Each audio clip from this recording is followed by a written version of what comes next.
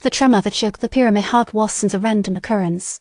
It was the resonance, subtly amplified by Vogel's desperate attempts to re-establish a connection to the binding stone. Amelia coughed, leaning heavily on Rhys' arm. The counter-frequency, it's temporary, she rasped, her voice weak. He's fighting it. Rhys surveyed the chamber, his revolver held loosely at his side. The glyphs on the wall seemed to writhe in the flickering torchlight. How long? I don't know. Hours, perhaps a day. But he's learning, adapting. Amelia's gaze drifted to the collapsed section of the wall. He's understanding the stone's principles and integrating them into his own strategies. Carl winced as he shifted his weight on his cane, spoke softly. Vogel's pain, it's almost tangible. The silent ones are reacting. They're drawn to it. He pointed to the spectral figures that danced in the shadows, their forms blurring and shifting. The sorrow, it weakens him momentarily, but it's a fragile advantage. A low growl echoed through the chamber, followed by a surge of icy air. A new figure materialized from the shadows, the Corrupted Specter, its form distorted and menacing, its eyes burning with an unholy light. It emanated an oppressive feeling of coldness that settled like a shroud. He's sending proxies, Rhys observed grimly, raising his revolver. Distractions.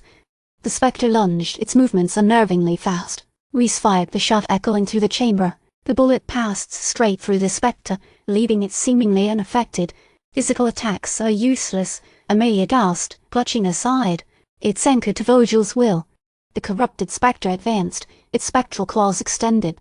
Carlyle, despite his injuries, hurled his cane, striking the spectre's face. The blow seemed to momentarily disrupt its focus, granting Rhys a precious second to maneuver Amelia behind a crumbling pillar. The maintenance tunnels, Amelia exclaimed, her eyes scanning the walls. There's a hidden passage behind that section. It leads to the surface. Rhys grunted, firing again. Stand back. I'll clear a path.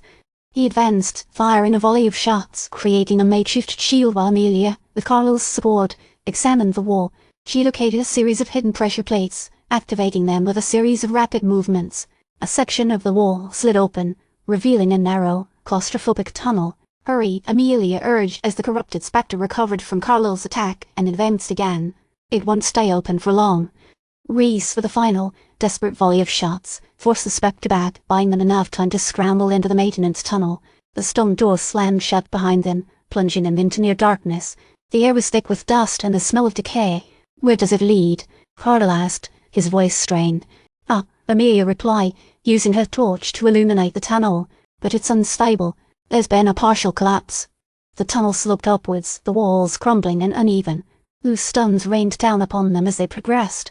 The silence was punctuated by the drip, drip, drip of water and the unsettling creaks of the aging structure. We need to be quick, Rhys warned, pausing to examine the ceiling. Another tremor like that, and this whole tunnel could come down on us. As they navigated the treacherous passage, Amelia noticed something shimmering in the debris, a single obsidian shard, pulsing with an unholy energy.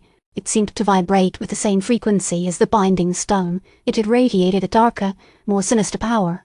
She reached out, drawn to it, but Rhys stopped her. Don't touch it, he said sharply. It's a trap. Amelia hesitated, then reluctantly withdrew her hand. The shard pulsed one final time, then faded back into the shadows. This is not over, she murmured, her gaze fixed on the darkness ahead.